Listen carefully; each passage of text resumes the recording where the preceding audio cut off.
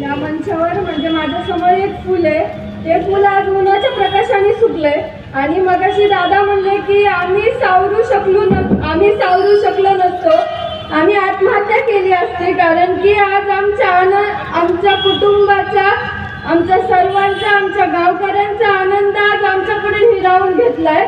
पण ही काही फुलू शकते, पण आज तुमच्या पाठिंब्यामुळेच आज आम्ही उभा राहू शकलो, आम्ही नंतर फुलू शकलो आणि हा न्यायाचा लढा पुढे घेऊ शकलो.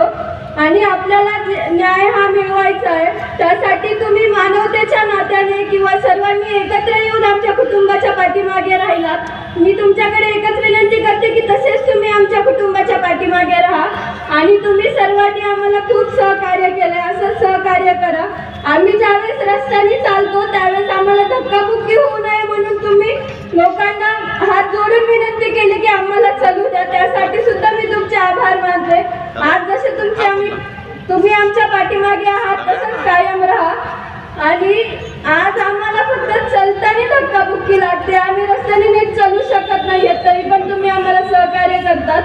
पण माझा एक प्रश्न आहे, जे आरोपी असतील किंवा माझ्या वडिलांची हत्या ज्यांनी केली त्यांना मी एक आज प्रश्न विचारते, का तुम्ही माझ्या वडिलांना इतका छळ करून मारलं? आज आम्ही फक्त रस्त्याने चलत असताना आम्हाला धक्काबुक्की लागते, पण त्यांना त्यावेळेस किती वेदना झाल्या असतील त्याचं मला उत्तर पाहिजे. त्यांना तुम्ही इतक्या वेदना करून मारलं. आणि मी स्वतःला खूप भाग्यशाली समजते की मी देशमुख कुटुंबाची मुलगी आहे, माझ्या आईवडिलांची मी लेक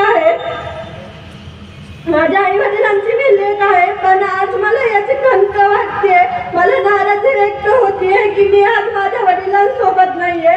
पप्पा, तुम्ही आज जिथे कुठे असताल तिथं जसं तुम्ही आजपर्यंत हसत राहिला तसंच तिथं हसत राहा आणि आम्हाला देशमुख कुटुंबाला माफ करा की आम्ही तुम्हाला वाचवू नाही शकलो, मला माफ करा.